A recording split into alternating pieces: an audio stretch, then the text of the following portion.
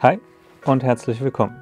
Ich bin der Marian von AutoImpression und in diesem Video werde ich über das Gomotex Scout sprechen, von unseren Erfahrungen damit berichten und euch nützliches Zubehör vorstellen. Los geht es direkt nach dem Intro, also bleibt unbedingt dran.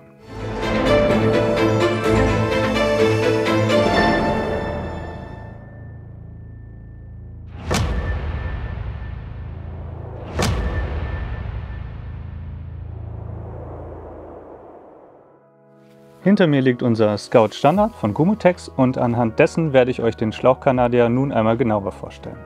Heute nochmal von unserer Dachterrasse, denn auch dieses Boot wollte ich nicht in unseren Wald tragen. Das nächste Produktvideo gibt es dann wieder aus unserem Outdoor-Studio. Versprochen.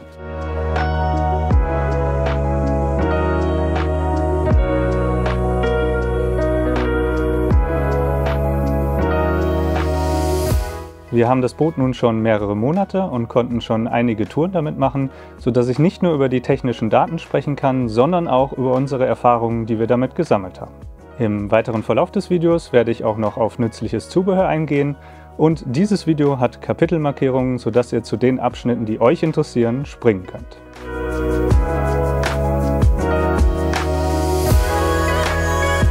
Das Scout ist 4,45 Meter lang, 95 cm breit und wiegt 25 Kilogramm. Es hat ein Packmaß von 70 x 45 x 30 und in dem mitgelieferten Packrucksack mit einem Volumen von 135 Litern lässt es sich sehr gut transportieren. Das ist auch der Grund, warum wir uns wieder für ein Schlauchboot entschieden haben. Ein weiteres Argument war die Farbe. Anders als bei vielen anderen Schlauchbooten kann man es nämlich in diesem unauffälligen Grün ordern. Außerdem gibt es das Boot auch noch in Rot. Es ist aus dem von Gomotex eigenentwickelten und sehr robusten Nitrilon-Material, bietet mit seinen 3 Sitzbrettern Platz für bis zu 3 Personen und kann 450 Kilogramm transportieren. Und das sogar bis Wildwasserstufe 3. Aufgeblasen werden die 3 Luftkammern mit einem Luftdruck von bis zu 0,2 bar.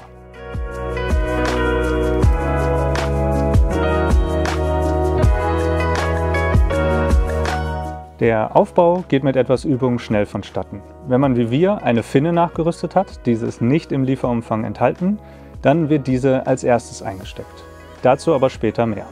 Anschließend werden die sogenannten T-Bone-Streben eingesteckt. Sie sorgen für mehr Stabilität und die Sitzbretter werden daran angeschraubt. Die Sitzbretter sind mit PE-Schaum bezogen, welchen Gomotex als Komfortpad bezeichnet. Von Komfort ist hier aber keinenfalls zu sprechen. Dazu ebenfalls beim Zubehör später mehr. Wenn man nur zu zweit fährt, kann man das mittlere Sitzbrett auch einfach weglassen und hat dann mehr Platz für Gepäck. Dann werden die Sitzbretter noch mit dem Boot und gegebenenfalls mit dem im Lieferumfang enthaltenen Schenkelgurten verschraubt. Man kann die Sitzbänke entweder oben auf die Halterung schrauben, dann hat man einen breiteren Rumpf, dadurch etwas mehr Kippstabilität, aber das Boot wird etwas langsamer. Dies empfiehlt Gomotex für Anfänger. Oder man schraubt es darunter, der Boden wird dadurch weiter nach unten gedrückt, der Rumpf dadurch schmaler, das Boot schneller, aber dafür etwas kippanfälliger. Die Unterschiede sind aber sehr gering und wir montieren sie mittlerweile immer darunter. Im Anschluss kann das Boot über die bei Gomotex üblichen Push-Push-Ventile aufgepumpt werden und ist damit einsatzbereit. Der Bootsboden hat ein integriertes Überdruckventil. Bei den anderen beiden Luftkammern sollte der Druck manuell mit einem Manometer überprüft werden. Ich empfehle hier auch ein separates Manometer zu verwenden, da die im Pumpen integrierten oft nicht sehr genau sind, durch ein Um- oder Runterfallen der Pumpe beschädigt werden können und es so auch einfacher ist, während der Fahrt den Luftdruck zu überprüfen. Dies sollte man bei Temperaturveränderungen oder höherer Sonneneinstrahlung auch definitiv machen und den Luftdruck gegebenenfalls anpassen, um eine Beschädigung des Bootes zu verhindern. Des Weiteren sind bei dem Boot 2 Festmacherleinen enthalten mit praktischer Befestigung. Eine vorne, eine hinten. Ebenfalls vorne und hinten hat es je eine Sicherheitsleine, genauso 2 Rohrgriffe zum Tragen und im Bug und Heck je 2 Besätze, um Gepäck zu befestigen. Diese finden wir sehr praktisch und es sind auch noch 2 Gummischlaufen enthalten, mit denen man die Pumpe sehr gut befestigen kann. Es hat einen selbstlänzenden Boden mit Rollverschluss. Das bedeutet, dass Wasser während der Fahrt im Boden automatisch ablaufen kann. Das ist praktisch bei Regen oder im Wildwasser. Allerdings kann hier auch Wasser ins Boot kommen, wenn es nicht fest verschlossen ist. Sicherheitshalber binden wir es deswegen immer nach oben. Außerdem sind im Lieferumfang noch ein Reparaturset, von jeder Art eine Ersatzschraube, ein Schlüssel für das Überdruckventil und ein Schwamm enthalten.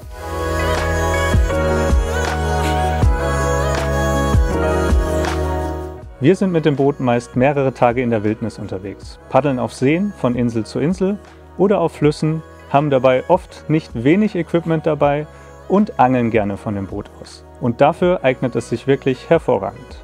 Da dies unser erster Kanadier ist, kann ich es leider nicht mit anderen vergleichen, aber für unseren Geschmack fährt es sich sehr gut. Lediglich die Spurtreue lässt etwas zu wünschen übrig. Auf Flüssen oder bei kurzen Touren ist dies nicht erwähnenswert, aber wenn ihr vorhabt, längere Touren auf ruhigen Gewässern zu machen, dann empfehle ich euch definitiv, die Finne nachzurüsten. Dies ist auch wirklich nicht schwer. Mehr dazu im Kapitel Finne nachrüsten. Seitdem wir in der Paddeltechnik etwas geübter sind, fahren wir auf ruhigen Gewässern ohne Wind, wenn beide paddeln, etwa 5 bis 6 km/h im Durchschnitt, Höchstgeschwindigkeit 7 km/h und wenn ich nur alleine paddel, dann sind es immer noch 4 bis 5 km/h. Sicherlich ist man mit einem Festrumpfboot noch etwas schneller unterwegs, aber dann hat man halt eben nicht das geringe Packmaß und auf Flüssen ist es mehr oder weniger egal. Wichtig ist aber zu wissen, wenn man das Boot alleine und ohne zusätzliches Gewicht durch Gepäck fährt, dann ist es kaum noch zu fahren und wenn dann auch noch Wind aufkommt, wird es noch schwerer. Aber wenn man sich dieses Boot kauft, dann vermutlich, weil man Touren zu zweit oder zu dritt machen möchte und das mit Gepäck. Das Boot im Einsatz könnt ihr euch in einem Video von uns zu einer 3-tägigen Tour anschauen. Dieses verlinke ich euch hier oben. Aktuell sind auch noch ein paar andere Videos mit dem Boot in der Mache. Sobald die fertig sind, werden wir die ebenfalls verlinken.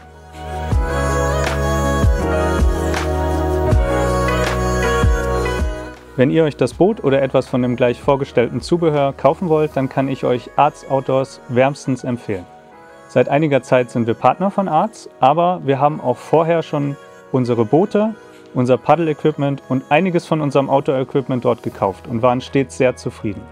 Das gesamte Team ist sehr kompetent und man stand uns stets mit Rat und Tat beiseite. Dafür an dieser Stelle einmal vielen Dank. Die Produkte werden hier immer zu einem fairen Preis angeboten und außerdem ist Arts Outdoors offizieller Gumotex-Partner hier in Deutschland und hat mit seiner Eigenmarke Ecstasy viel spannendes und sehr preiswertes Zubehör im Programm. Selbstverständlich findet ihr Links zur Seite von Arts, zum Boot und zu sämtlichen Equipment, das ich gleich noch vorstellen werde, unten in der Videobeschreibung. Bei den Links handelt es sich um sogenannte Affiliate-Links, deswegen, wenn ihr vorhabt, was von dem Ganzen zu kaufen, würden wir uns außerordentlich freuen, wenn ihr es über einen unserer Links tut. Denn dann kriegen wir eine kleine Provision, ihr zahlt keinen Cent mehr und würdet uns damit sehr unterstützen. Dafür schon mal vielen lieben Dank. Da der Regen immer stärker wird, setze ich mal gerade meine Kapuze auf und sage euch noch einleitend, dass es sich bei dem gleich vorgestellten Zubehör um Zubehör handelt, das wir getestet haben und das wir für sinnvoll erachten. Es ist aber trotzdem keine Auflistung sämtlichen Equipments, das ihr für eure Touren benötigt.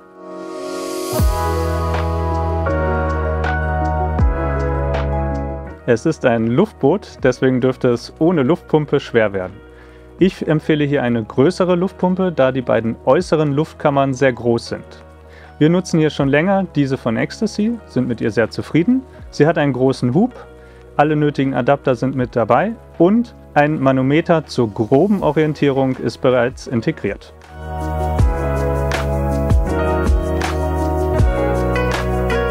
Auch ein Paddel dürfte wohl zur Grundausrüstung gehören.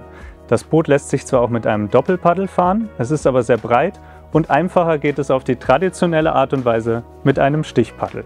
Wir nutzen hier diese von Ecstasy, sie sind aus Carbon, daher sehr leicht, 540 Gramm, lassen sich in der Länge einstellen von 1,32 auf 1,60 und auch der Winkel des Griffes lässt sich einstellen.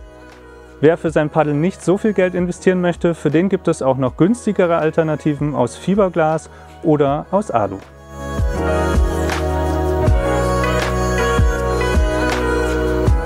Packsäcke und Taschen haben wir verschiedene im Einsatz. Am liebsten sind uns allerdings die Duffel von Ortlieb. Wir haben sie in 85 Liter und so passen 2 Stück davon perfekt ins Boot. Außerdem funktionieren sie sowohl als Tragetasche als auch als Rucksack, was den Transport des Equipments enorm erleichtert. Auch die 2 innenliegenden Taschen, der Spanngurt und die äußere Netztasche sind sehr praktisch. Für Bug und Rumpf sind auch diese Packsäcke von Grabner sehr gut geeignet, denn sie laufen spitz zu und passen so optimal rein. Leider sind sie verhältnismäßig teuer und ich kenne keine Alternative dazu. Falls ihr ein alternatives Produkt kennt, schreibt es doch gerne unten in die Kommentare. Diese Tasche hier von CueBag haben wir auch oft mit dabei. Sie ist eigentlich aus dem Motorradzubehör, aber hat auch hier ihren Zweck immer erfüllt. Für uns war sie kostenfrei, denn wir haben sie von meinem Vater geschenkt bekommen. Vielen Dank dafür. Aber sie ist auch so in der Anschaffung verhältnismäßig günstig. Die günstigste Variante sind in unserer Auswahl diese Packsäcke hier von Ecstasy. Es gibt sie in verschiedenen Farben und Größen und sie haben einen praktischen Tragegurt. Mittlerweile gibt es sogar eine Rucksack-Variante davon, die ist nur unwesentlich teurer und auch diese gibt es in verschiedenen Größen. Ich konnte sie noch nicht testen, aber sollten wir uns noch mal einen Packsack zulegen, werde ich das wohl tun und vor allen Dingen bei den großen, denke ich, könnte es eine gute Alternative zu der Ortlieb-Tasche sein. Alle Taschen waren bisher, so wie jetzt gerade auch, bei Regen immer dicht, auch wenn es mal viel oder lange geregnet hat. Lediglich bei den Taschen mit Rollverschluss kommt manchmal durch den Rollverschluss etwas Feuchtigkeit rein, genauso natürlich auch, wenn die Taschen länger im Wasser stehen. Deswegen packen wir alles, was gar nicht nass werden darf, noch zusätzlich in solche Trockensäcke vom Wandern.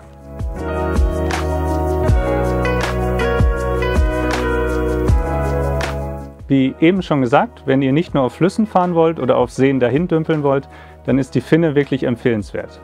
Diese lässt sich sehr leicht nachrüsten, denn es gibt hier von Gumotex ein fertiges Set zum Nachrüsten. Eine Anleitung, wie man die Finne montiert, findet ihr zum Beispiel in der Produktbeschreibung zum Nachrüstset bei Arts Outdoors auf der Webseite. Bisher hatten wir immer den Grabner Werkstattkleber für unsere Beschläge genutzt. Bei der Finne haben wir aber als erstes Mal den Original Elastix Kleber von Gumotex genutzt. Das hat super funktioniert, war vom Aufwand noch etwas geringer. Bis jetzt hält die Finne bombenfest und sie wurde nicht geschont.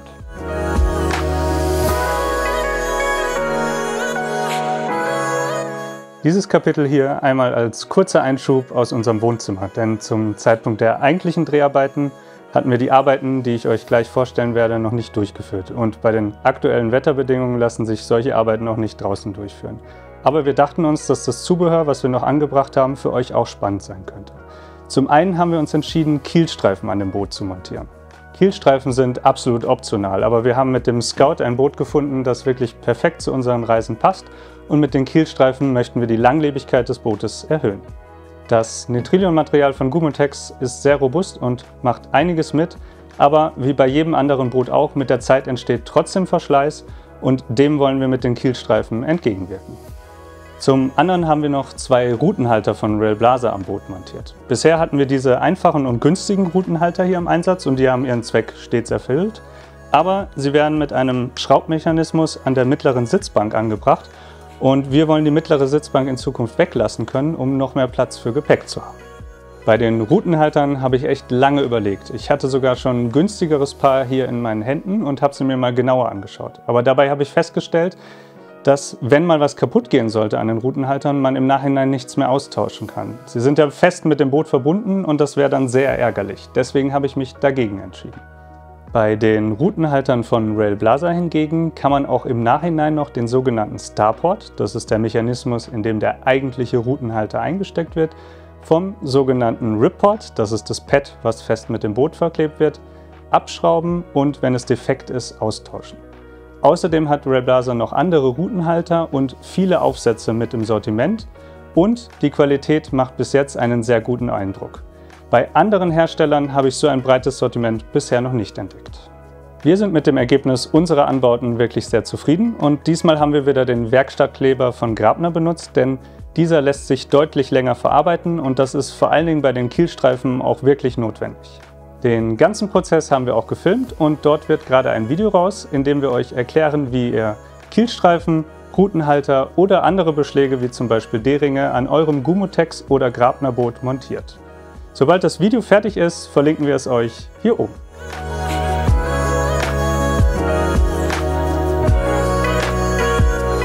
Bei den Sitzbrettern ist wie gesagt nicht vom Komfort zu sprechen. Deswegen nutzen wir zusätzlich noch diese Schaumstoff-Sitzmatten vom Wandern. Diese machen wir dann mit den mitgelieferten Bändern fest, welche eigentlich zum Zusammenzurren des Bootes im eingepackten Zustand gedacht sind.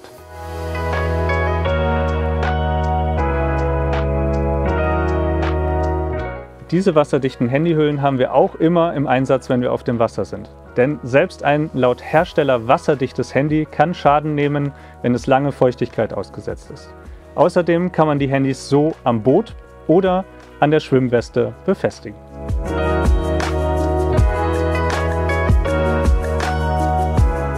Auch solche Karabiner hier und etwas Paracord empfinden wir als sinnvoll.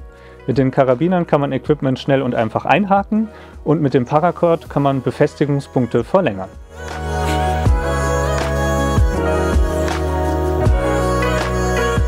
Über das Manometer habe ich vorhin schon einmal gesprochen. Wie gesagt, ein separates Manometer macht hier Sinn. Mit diesem hier, das ist das Originale von Gumotex, kann man auch während der Fahrt schnell und einfach ohne erwähnenswerten Luftverlust den Luftdruck überprüfen und dann eben gegebenenfalls anpassen, um Schäden am Boot zu verhindern.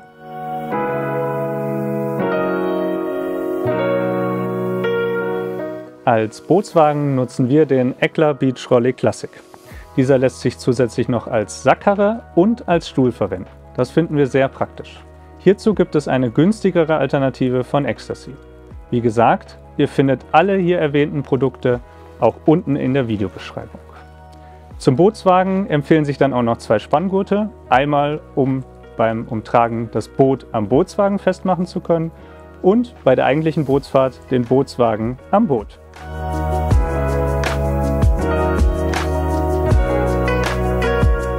Da es nicht explizit zum Zubehör des Scoutes gehört, möchte ich nicht im Detail darauf eingehen, aber es sei an dieser Stelle auch einmal erwähnt, dass Sicherheitsausrüstung natürlich auch nicht fehlen darf. Eine Schwimmweste sollte man mindestens dabei haben und vor allen Dingen auf Flüssen können auch ein Wurfsack und Helme sehr wichtig sein.